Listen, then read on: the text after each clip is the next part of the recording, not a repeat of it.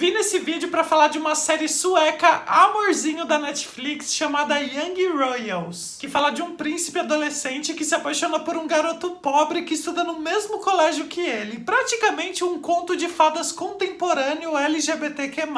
E essa série está repercutindo muito na internet com várias críticas positivas e muitas campanhas pedindo pela renovação dela pra segunda temporada. Pra vocês terem uma ideia, no Instagram da Netflix Nordic, em todos os posts que eles fazem, tem gente pedindo nos comentários a segunda temporada de Young Royals. Até o momento que eu tô gravando esse vídeo, a Netflix ainda não se pronunciou sobre uma segunda temporada de Young Royals, mas imagino que essa segunda temporada vem. Então bora falar sobre essa série, o motivo que fez com que tanta gente se desesperasse aí na internet pedindo pra Netflix renovar pra segunda temporada.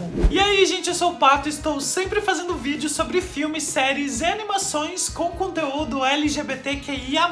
Se você gosta desse tipo de vídeo, se inscreve aqui no canal, aproveita e já dá um like pro YouTube entender que esse vídeo é relevante e entregar ele pra muito mais pessoas. E esse sucesso de Young Royals é totalmente entendível, porque apesar de ter vários clichês de séries adolescentes, Young Royals também traz alguns elementos que se diferenciam e tornam a série muito única. Começando, claro, pelo fato de ser uma série adolescente que tem como foco a família real. A última série adolescente que eu vi explorando esse tema de ter um príncipe no ensino médio foi a quarta temporada de Elite. Inclusive eu fiz um vídeo aqui pro canal falando dessa quarta temporada, mas a história não tem nada a ver com Young Royals. Tem muitas pessoas também que comparam Young Royals com o livro Vermelho, Branco e Sangue Azul. Nesse livro, o filho da presidenta dos Estados Unidos se apaixona pelo príncipe da Inglaterra e acho que tem um pouquinho a ver quando a gente pensa num príncipe se apaixonando por um outro garoto, mas em Young Royals só o príncipe que tem um status, né? O garoto por quem ele se apaixona é um garoto simples, né? Um garoto pobre que estuda na mesma escola que ele. Inclusive, indo por esse caminho de um príncipe que se apaixona por um plebeu, eu gosto até de comparar Young Royals com uma série de animação da Hulu chamada The Bravest Knight. Essa história não se passa na era contemporânea, ela se passa na era medieval, mas ela tem um rei casado com um cavaleiro, né? Casado com um plebeu. E esse cavaleiro conta pra filha dos dois as aventuras que ele viveu no reino quando era mais jovem, inclusive como conheceu o futuro rei por quem ele se apaixonou. Eu falei sobre The Bravest Knight no vídeo que eu fiz falando sobre 10 animações com conteúdo LGBTQIA+,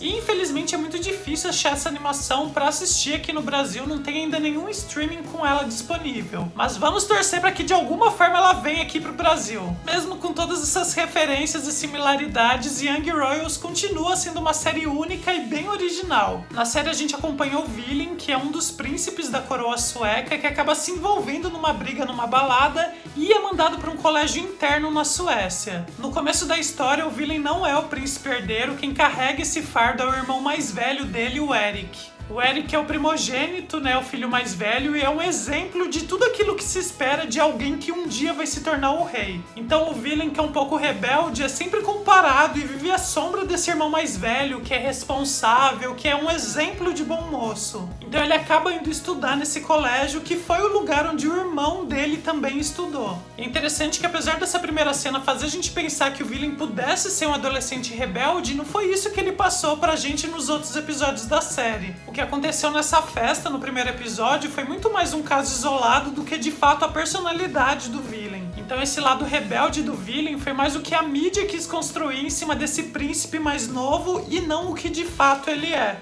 Então no colégio o Villain acaba conhecendo o Simon, que é um garoto bolsista que canta no coral por quem ele acaba se apaixonando. E assim, né, minha gente, quem não se apaixonaria pelo Simon? O Simon é um garoto de origem latina que, diferente dos outros alunos da escola, não dorme lá no internato, ele volta todos os dias pra casa junto com a sua irmã. O legal do Simon é que o personagem é abertamente gay e ele não tem problema com a sua sexualidade. Ele conversa normalmente com os amigos sobre isso, nenhum deles apresenta nenhum tipo de preconceito e também dentro da casa, né? A família dele também não tem problema quanto a isso. É até interessante que os pais dele são separados, né? O pai dele saiu de casa por ter problemas com drogas e com álcool. E numa das conversas do Simon com o pai dele até fala sobre sobre as meninas que ele pode sair, e o Simon fala, meninas não, né? Meninos, eu sou gay. E o pai dele se corrige e fala, fala sobre os meninos, sabe? Então não tem nenhum problema quanto a isso. Pra quem não sabe, o ator que faz o Simon, o Omar Rudberg, nasceu na Venezuela e é cantor profissional. E o seu papel em Young Royals foi seu primeiro trabalho como ator. Numa entrevista recente do Omar, ele falou que se relaciona tanto com meninos quanto com meninas e prefere não se rotular enquanto ainda tá se descobrindo. Já o ator que faz o Villain, o Edvin Hiding, nasceu na Suécia, atua desde os 6 anos de idade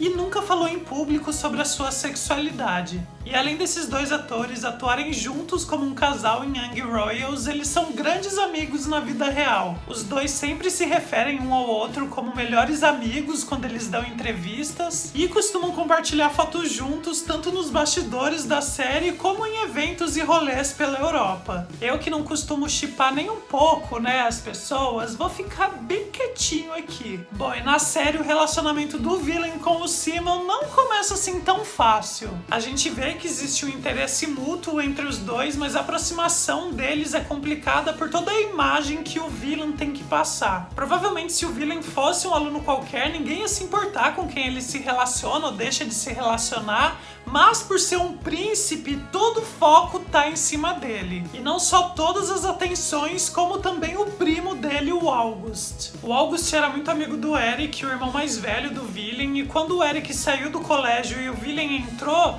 parece que o August projetou tudo que ele via no Eric agora no Villain. Então o August persegue e praticamente sufoca o Villain tentando reproduzir a amizade que ele tinha com o Eric. E é engraçado que apesar do August falar de toda a amizade que ele tem com o Eric, de toda a relação que eles criaram, dá a impressão que isso é mais da cabeça do August. O August é muito ambicioso e tá sempre em busca de uma posição elevada, então parece que todas as relações que ele cria são meio artificiais para ele manter esse status. Então a forma como ele lida com o Villain é uma mistura de obsessão com inveja. O pai dele se suicidou e a família tá falindo, então pro August é muito importante manter e fortalecer essas relações. Além disso, o August é viciado em remédio que coloca em algumas situações complicadas e até tentando seduzir a Sarah, a irmã do Simon. A Sarah, assim como o Simon, não mora no colégio, ela volta todos os dias para casa e ela tem Asperger e TDAH, por isso que o August tentou seduzir ela para conseguir os remédios que ela usa. E mesmo o August seduzindo a Sarah, ele é na verdade apaixonado pela Felice. A Felice é uma garota da alta sociedade que estuda também no colégio e é apaixonada pelo Villain desde a infância. O que chama atenção nesse elenco que compõe os personagens principais de Young Royals é a diversidade de corpos e de rostos. É muito legal ver como esses personagens fogem do padrão de beleza que a gente tá acostumado a ver em séries adolescentes. Além do fato, claro, deles realmente parecerem ter idades de adolescente e não de adultos, como acontece em Elite ou em Gossip Girl. O Villain, por exemplo, que é o protagonista da série, tem o rosto cheio de espinhas e eles não enchem ele de maquiagem ou tentam esconder de alguma forma. A Felice também é uma garota fora do padrão, ela é gorda e apesar de falarem sobre isso brevemente, não é a trama dela durante a série. Além disso, tem a família do Omar, que como eu falei é latina, os amigos do Omar também não são padrão, então é mais fácil para os adolescentes que estão assistindo se identificarem com esses personagens porque eles são mais próximos da realidade. Bom, então a trama se desenvolve com o Villain e o Simon começando a se relacionar secretamente, e é muito fofo como isso se desenvolve de forma natural e orgânica, né, sem nenhuma pressa, e a gente se envolve com os dois personagens. E apesar do Villain ter toda a pressão de fazer parte da família real, ainda não é uma pressão tão grande porque ele não é o príncipe herdeiro. Mas tudo muda quando o Eric, o príncipe herdeiro, acaba morrendo e o Villain se torna o príncipe herdeiro. Então todas as expectativas que as pessoas tinham em cima do Eric, que seria o futuro rei, acabam recaindo em cima do Villain.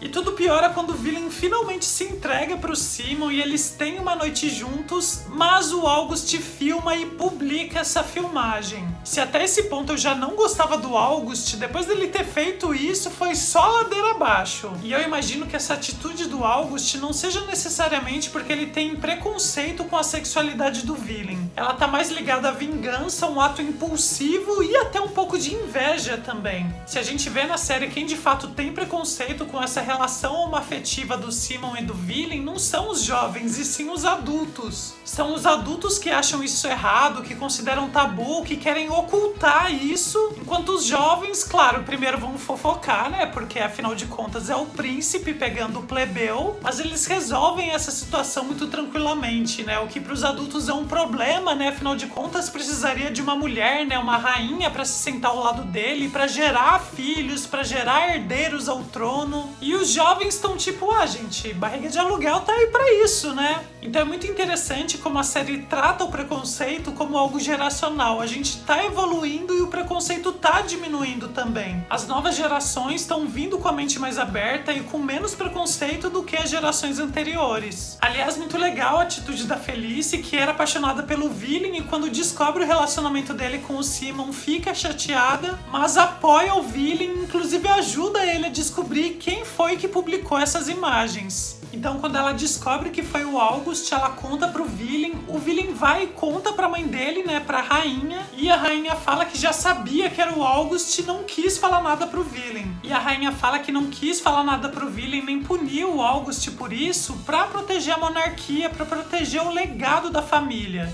Nesse ponto, eu fiquei chateado também com a Sarah, que descobriu que era o August e também não quis falar nada pro irmão. A Sarah e o Simon, por serem de uma classe social diferente, sofrem bastante preconceito no colégio. No início da temporada a gente vê a Felice maltratando a Sarah e o August maltratando o Simon, mas no decorrer dos episódios a gente vê a Sarah e a Felice se aproximando e a Sarah ficando deslumbrada por esse mundo glamuroso. Eu acho que precisava de um pouquinho mais de episódios pra gente ver um pouco mais da Sarah e entender essa virada que ela tem no final da temporada, porque é muito rápido a gente ver de repente a Sarah seduzida pelo status e querendo se relacionar com o August, não contando a verdade pro irmão dela. Inclusive a Felice, quando vê que não tem mais chances com o Villain, acaba se entregando pro August, mas logo dá um pé na bunda nele quando vê que ele tentou seduzir a Sarah e fica ainda mais brava quando descobre isso que ele fez com o Villain e com o Simon. Já a Sarah, por outro lado, apesar de ter sido fiel à amizade dela com a Felice, logo depois já se deixou envolver pelo August. Então, no final da temporada, a saída que a família real encontra para limpar o nome do Villain é falar que aquela pessoa que está com o Simon no vídeo não é o Villain. E realmente o rosto do Villain não dá pra ver tão claramente no vídeo, então é fácil eles usarem essa desculpa. E o Villain tinha a chance de desmentir isso e falar que sim, que era ele que tava com o Simon naquele vídeo, mas o Villain fala que não era ele naquele vídeo, que ele não tem nada contra homens se relacionando, mas que ele é hétero. E depois dessa declaração, o Villain vai procurar o Simon, falar que apesar do que ele falou, eles ainda podem se relacionar, só que escondidos. Então, para a sociedade, para a realeza na Suécia, ele seria hétero, se relacionaria com mulheres, se casaria com uma mulher, assim ele geraria herdeiros para o trono, mas escondido ele se relacionaria com o Simon. Mas o Simon, que não tem problema quanto à sua sexualidade, que é abertamente gay, não quer viver uma mentira. Então ele se recusa a viver esse relacionamento secreto com o Villain e esse namoro que nem sequer começou, acabou terminando. E é difícil porque a gente entende os dois lados, tanto do Villain quanto do Simon.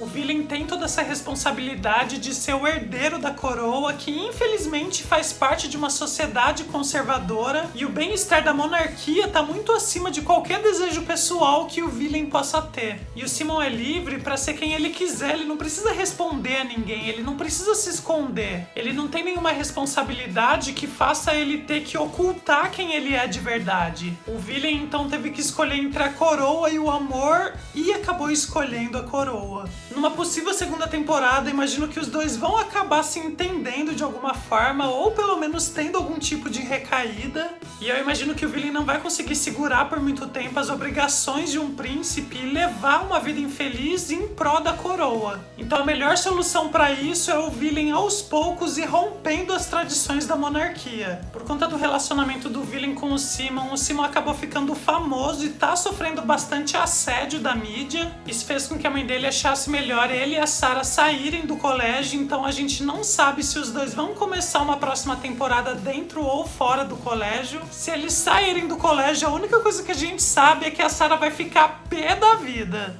Eu queria numa segunda temporada um pouco mais de aprofundamento na Sarah, entender essa dualidade dela e até onde ela pode chegar em busca desse status que ela procura. Acho que numa segunda temporada ela tem chance de se tornar uma vilã maior do que o August foi nessa primeira. Quanto ao August, imagino que talvez tenha uma jornada de redenção pra ele numa segunda temporada. Diferente do vídeo que eu fiz falando da segunda temporada de Ctrl Z, eu acho que o August tem sim chance de uma redenção e seria bem legal a gente ver o August começando a ajudar de certa forma o Villain a ficar com o Simon. Acho que a única forma dele encontrar a redenção é ele fazer esses dois ficarem juntos. Fico me perguntando numa próxima temporada qual vai ser o papel da Felice dentro dessa polêmica envolvendo o Villain e o Simon.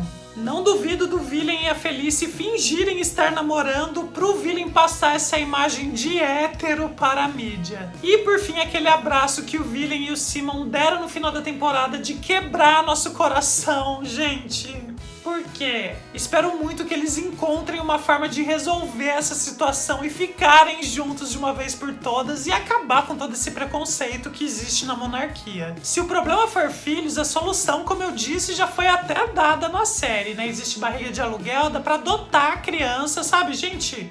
Existem inúmeras formas de continuar aí gerando herdeiros. Ou então proclama a república logo de uma vez e acaba com isso de uma vez por todas. Então vamos torcer pra Netflix renovar Young Royals pra segunda temporada, porque precisamos de Villain e Simon juntos. Tem mais o que dizer? Não tem mais o que dizer. Nos vemos então no próximo vídeo. Beijo do Pato e tchau!